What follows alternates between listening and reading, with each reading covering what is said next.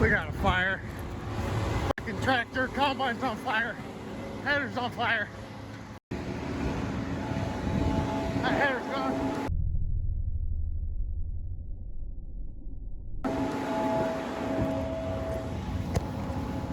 My name's Trevor Struthers. Each year, us farmers face a certain kind of problem out in the field. It's called fire. What happens when you're in the middle of a stubble field with nothing but grain in sight on planet cereal and your combine light's on fire? What do? Nothing like good guys.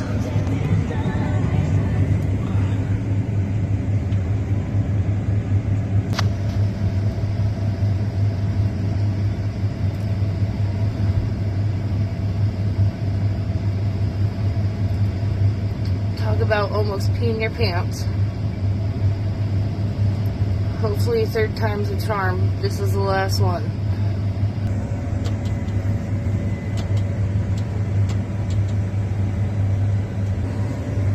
Holy God.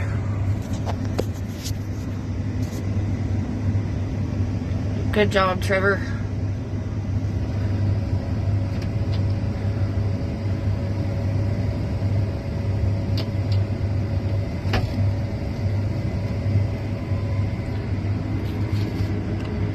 That was a wee bit scary. You get on the radio, start screaming, fire, fire, fire. No. You get on the radio, say, identify yourself. This is Trevor, I smell smoke. Or this is Trevor, I see fire on my machine. Where you're at. Know where your escape routes are. You gotta know where you're gonna go. If there's a fire, if there's dirt somewhere nearby, upwind, you can get to, because you can't outrun a fire. If you start going downwind in a fire in one of these machines, that's a losing battle. You're not gonna win. That fire's gonna catch you and probably take you out. So you don't wanna be in this machine when the fire hits, because as you can see on top of this is what we call fire starter.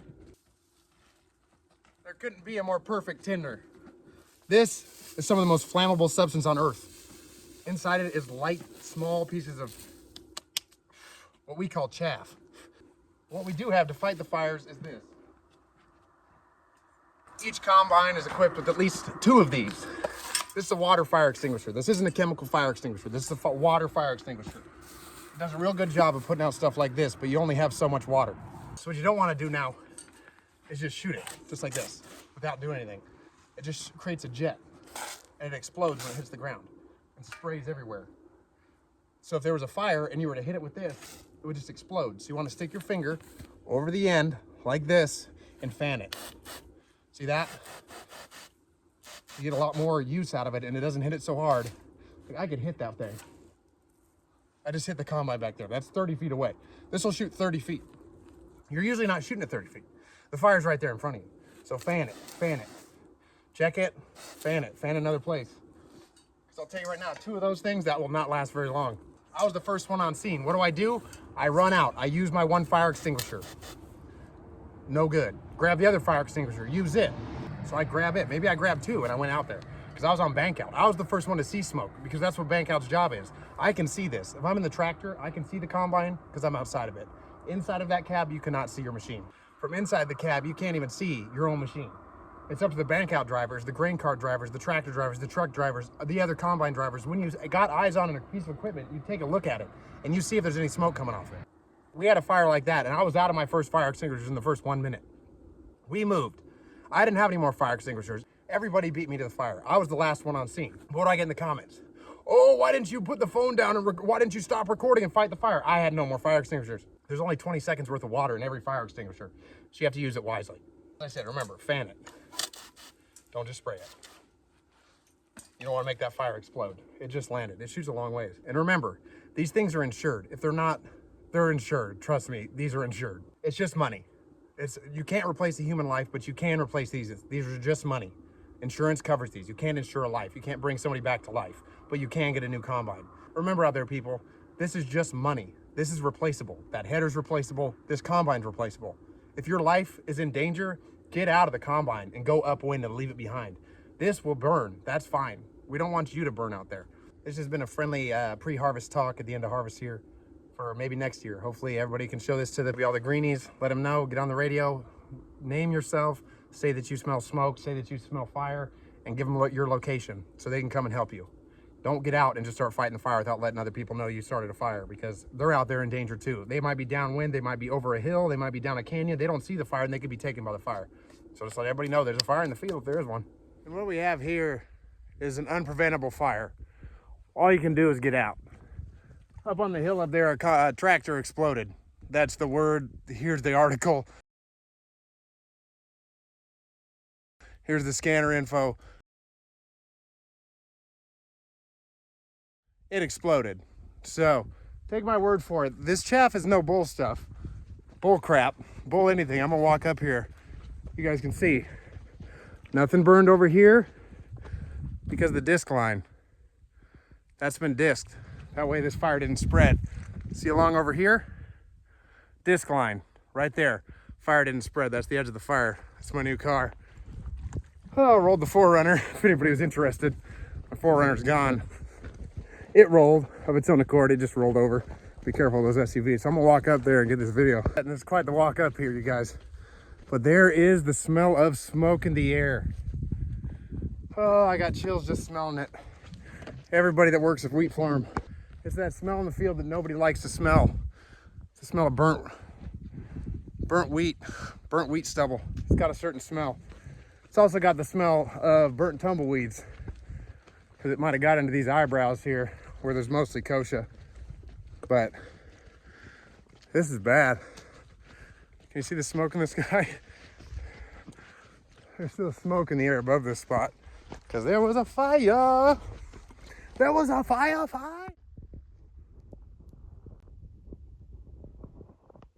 That's the grain cart up there attached to the tractor still.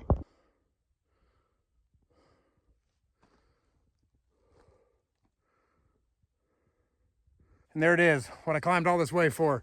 Burnt grain cart and a tractor. Here's the grain cart. It's all wet still. This just happened.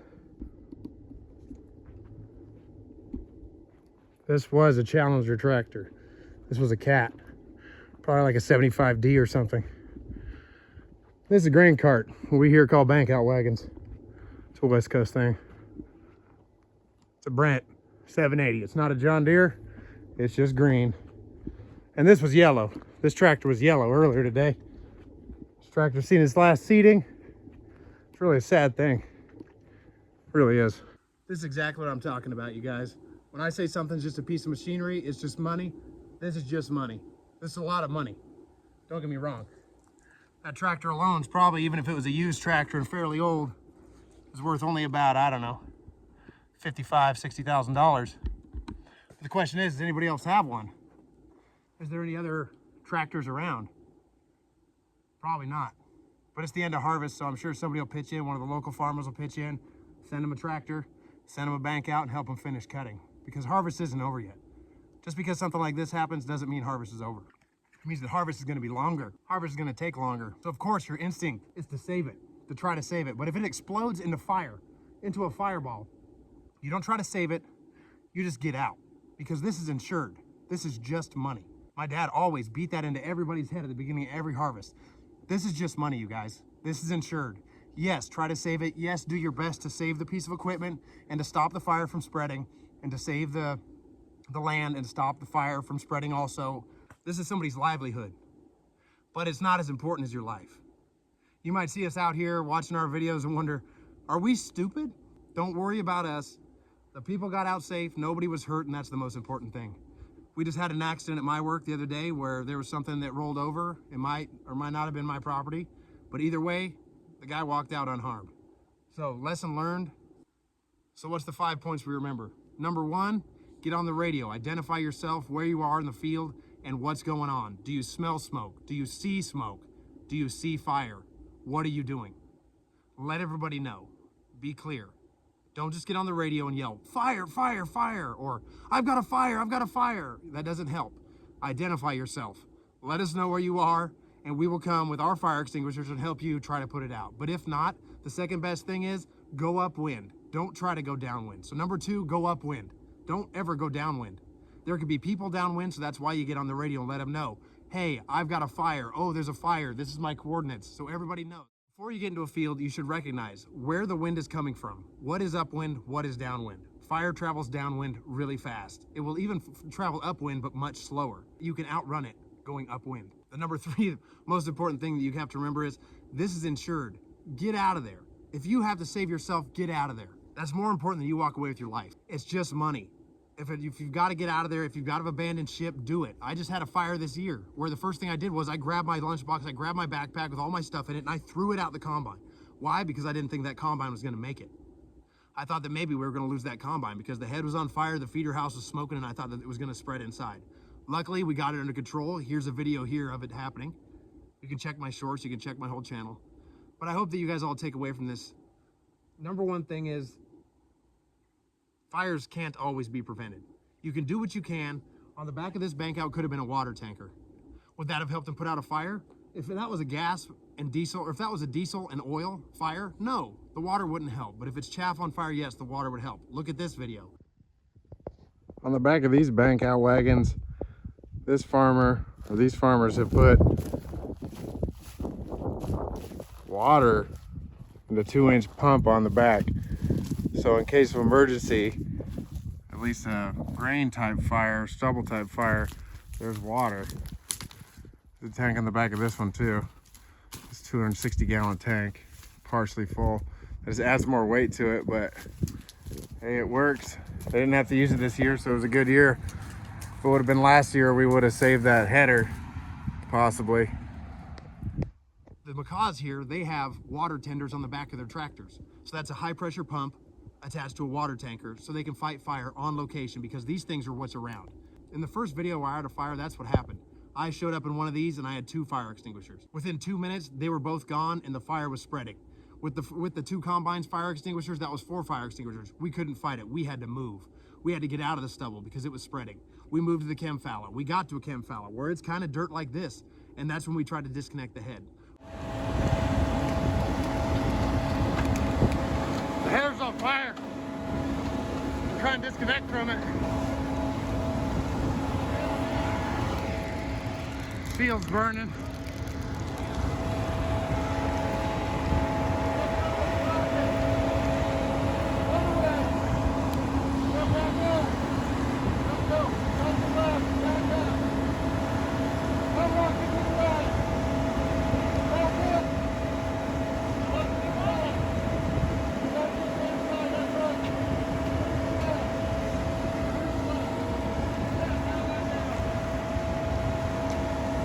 Oh, and he's free. Look out, John! There ain't no saving that. Holy f. Oh my God. Oh. Man, I got that on video. We got the head disconnected in less than 1 minute. So just so you haters all wonder how long it took us and telling us how we should do things, it took us 1 minute to get the header off. The combine was saved. That's not always the case. But we might have risked a little bit too much that day, but who's to say? When you're faced with something like this, first thing you do is freak out and start yelling